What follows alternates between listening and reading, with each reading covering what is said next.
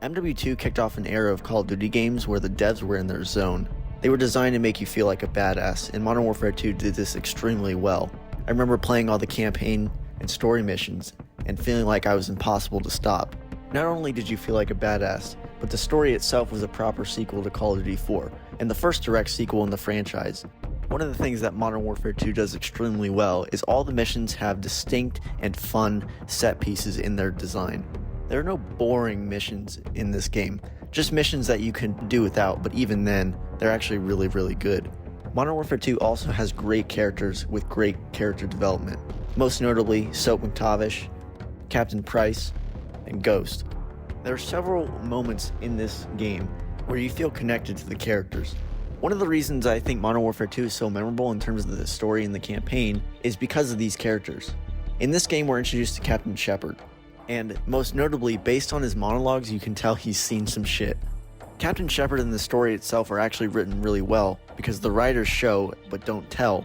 There are many aspects to the story where the audience has the opportunity to interpret what they are seeing.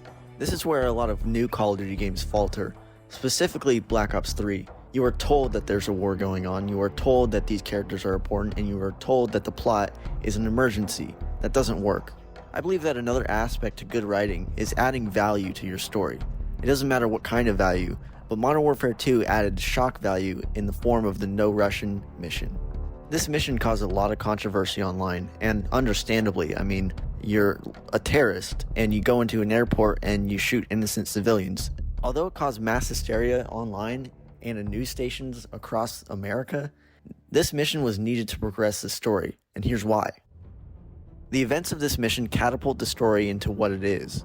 The Russians believe that an American shot innocent civilians in a Russian airport, when in reality it was a setup by Makarov.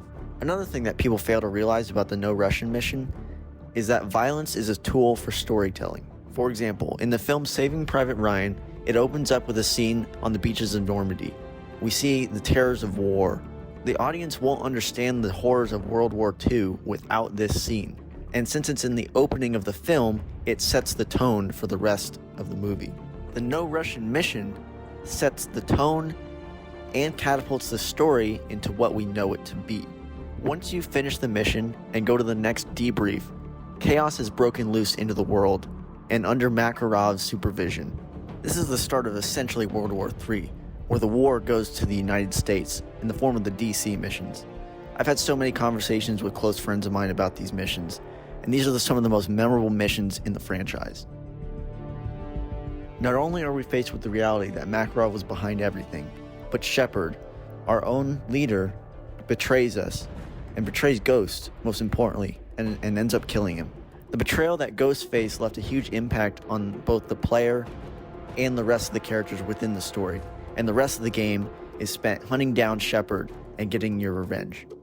After an epic chase on both land and air, while hunting down Shepard, we finally meet his demise, but the story is left on a cliffhanger, which sets up the events for Modern Warfare 3.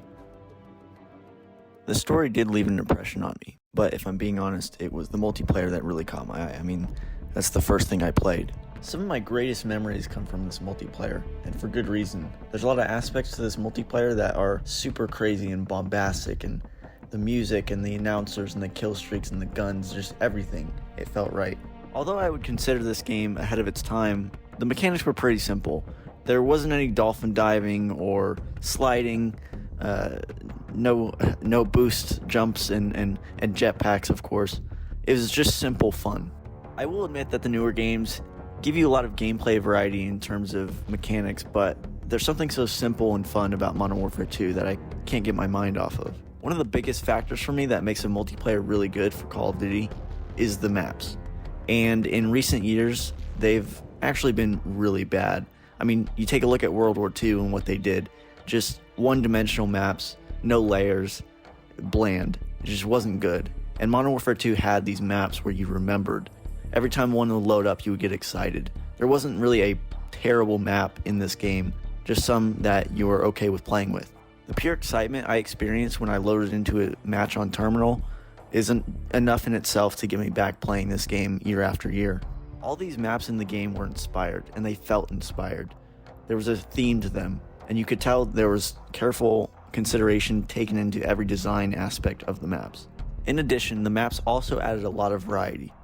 Take a look at the type of maps. You have derail, high-rise, terminal, scrapyard. All these are different in their own unique way, and a lot of the newer games have these maps that are okay, and then you play the next map and it feels the same. There's something about the older games, and especially Modern Warfare 2, that does this variety really well. One of the great things about Modern Warfare 2 is it introduced a lot of key aspects to Call of Duty into the series.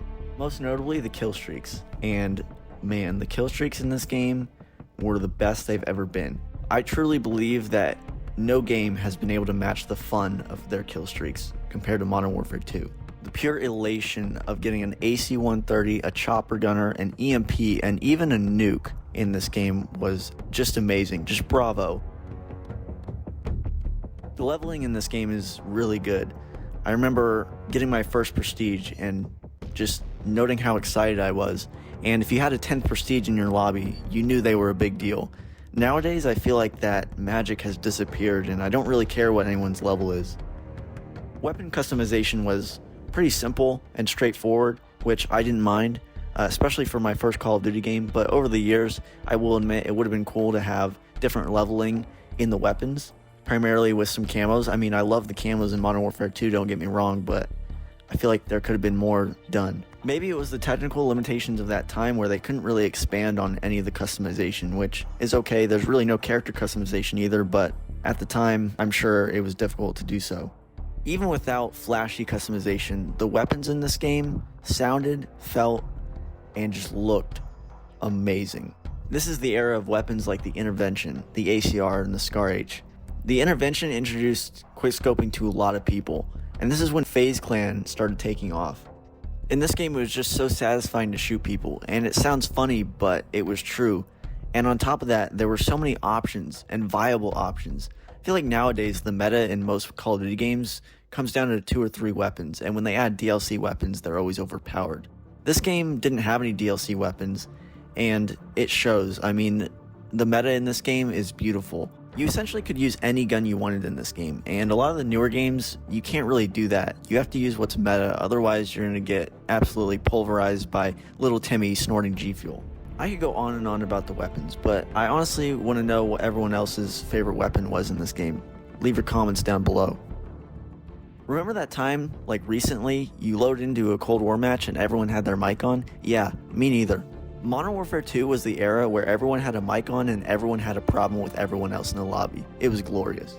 The amount of trash talk and absolute insults that you would see on a day-to-day basis in this game was hilarious, and I honestly miss that about Call of Duty. And it sounds funny that I miss that, but I mean, it just adds to the game.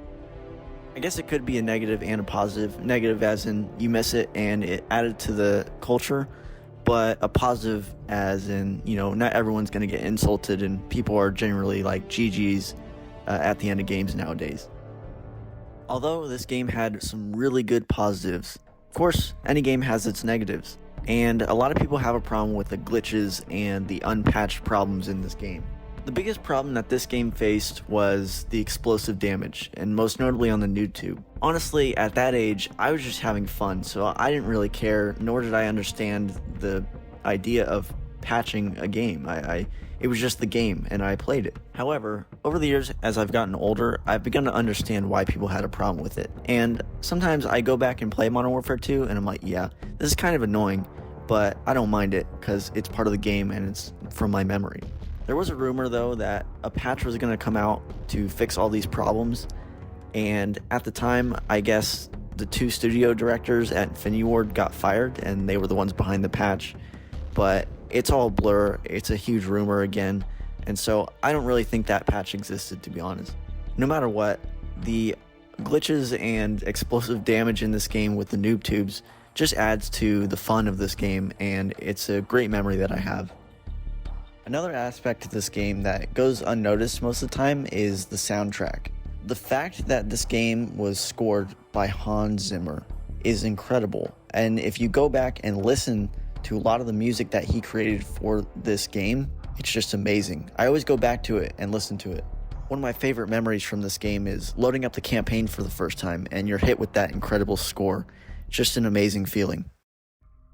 Overall, I have huge nostalgia for this game, but I do think this game was one of the greats in the series, if not the greatest. And I truly believe it is the greatest. From my favorite characters in the campaign, to my favorite missions in the campaign, to calling in care packages and AC-130s, to shooting my favorite weapons in multiplayer on my favorite maps, this game is one of the greats. And honestly, I'd hate to see it go anywhere. And I'm hoping they keep the servers online too, so I can hop in from time to time. I hope that all of you watching have maybe gained a new insight on Modern Warfare 2 and why it was great. Or maybe you just wanted to understand why I thought it was great. Either way, let me know what you think. And this was why Modern Warfare 2 was so great.